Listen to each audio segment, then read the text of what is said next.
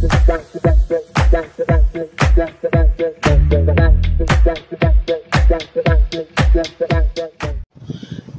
வாழ வைத்துக் கொண்டிருக்கும் யூடியூப் நேயர்களே, உங்கள் அனைவருக்கும் எனது பணிவான காலை வணக்கங்கள். நம்ம இந்த வாரம் ரிலீஸ் ஆகக்கூடிய கிளாஸ்மேட் படத்தோட ரிவ்யூ தான் பார்க்க வந்திருக்க போகிறோம். பார்ப்போம், உள்ளே போவாங்க. என்னோட சேர்ந்து நீங்கள் பயணப்படுவீங்கன்னு நினைக்கிறேன். ஏன்னா கிளாஸ்மேட்டுன்னா ஸ்கூலில் படிக்கிறவங்களுக்கு பேர் கிளாஸ்மேட்டு, இது கிளாஸ்மேட்டு. கிளாஸ்மேட்னா டாஸ்மார்க் நடக்கக்கூடிய பிரச்சனைகளை தான் மையமாக வச்சு கதை பண்ணியிருக்காரு சரவண சக்தி, குட்டிப்புலி சரவண சக்தி.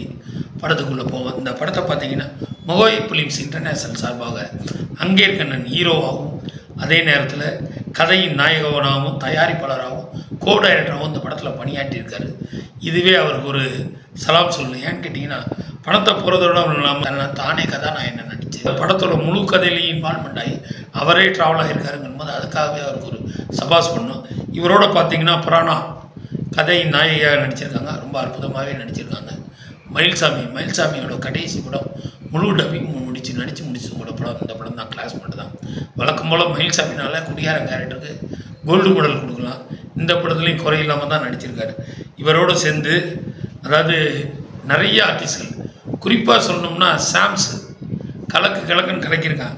சாம்ஸுக்கு அடுத்தபடியாக பார்த்தீங்கன்னா அந்த மீனால் நிறைய கேரக்டர் வர்றாங்க. அதாவது சின்ன கேரக்டர் நிறைய ஆர்டிஸ்ட் இந்த படத்தில் நடிச்சிருக்குது. படத்துக்கு இன்னும் பலு சேர்க்குது.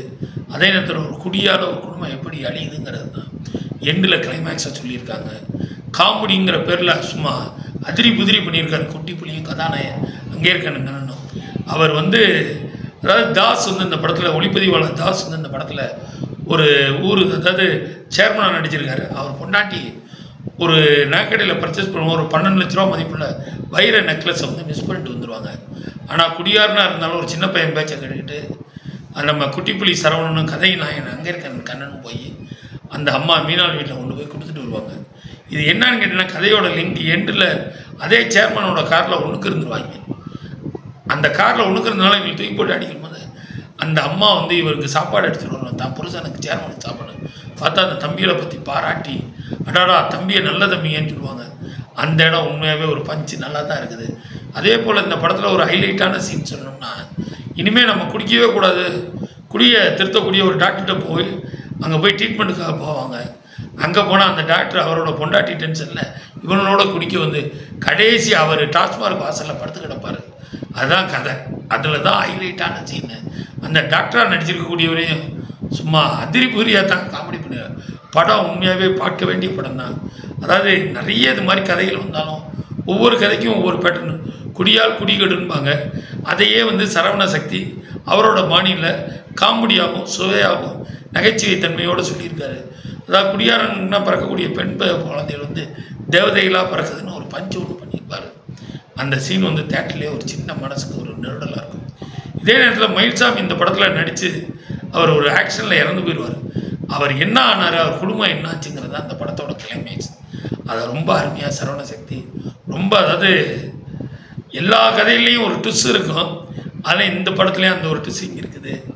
அதை நம்ம தேட்டரில் போய் பார்க்கணுமா, அந்த அனுபவம் நமக்கு கிடைக்கும்.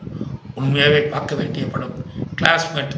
குடியாரவங்க எல்லாம் எல்லாருமே இன்றைக்கி குடிங்கிறது ஒன்றும் பண்ண முடியாமல் இருக்குது. இருந்தாலும் அதற்கான முயற்சிகள் எடுத்துட்டேன் சரவண சக்தி அங்கேற்கண்ணையும் பாராட்டும். எடிசன் டாக்கிஸ் நேயர்களே, இது போல் சுவையான சம்பவங்களை உங்களுக்காக தொடர்ந்து கொடுத்து கொண்டு இருக்கும்.